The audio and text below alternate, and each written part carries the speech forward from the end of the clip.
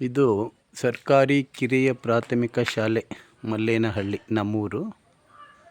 ನಾವು ಓದಿದ ಶಾಲೆ ಅಂದರೆ ನಾನು 4ನೇ ತರಗತಿ ಬರೋ ಹೊತ್ತಿಗೆ ಈ ಬಿಲ್ಡಿಂಗು ನಿರ್ಮಾಣ ಆಯಿತು. ನಮ್ಮ ಸರ್ಕಾರಿ ಲೋಯರ್ ಪ್ರಾಥಮಿಕ ಶಾಲೆ ಅಂತ ಬೋರ್ಡ್ ಬರೆಸಿದ್ರು.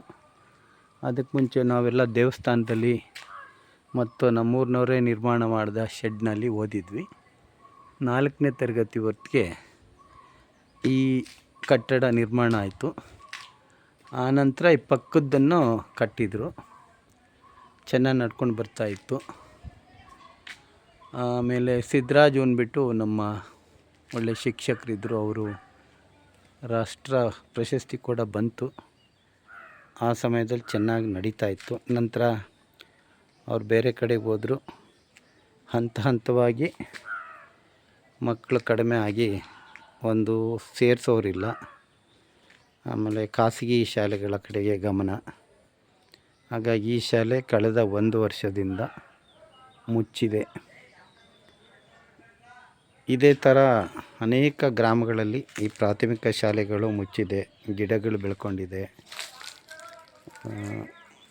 ಗಿಡ ಗಂಟೆ ಬೆಳೆದು ಇಲ್ಲಿ ತೆಂಗಿನ ಮರಗಳಿದೆ ಇದರ ಆವರಣದಲ್ಲಿ.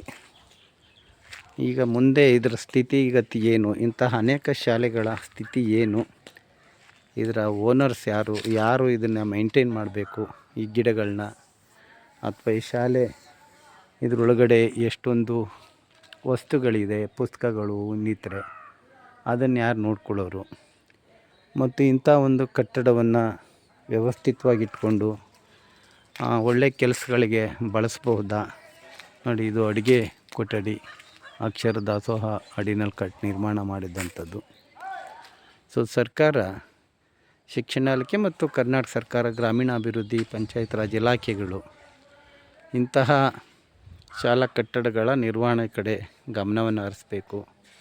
ಇಲ್ಲಾಂದರೆ ಇದೆಲ್ಲ ಒಂದು ಸರಿ ಹಾಳಾದರೆ ಮತ್ತೆ ಸರಿಯಾಗೋದಿಲ್ಲ. ಯಾವುದಾದ್ರು ಉದ್ದೇಶಗಳಿಗೆ ಇದನ್ನು ಬಳಸೋ ರೀತಿ ಆಗಬೇಕು.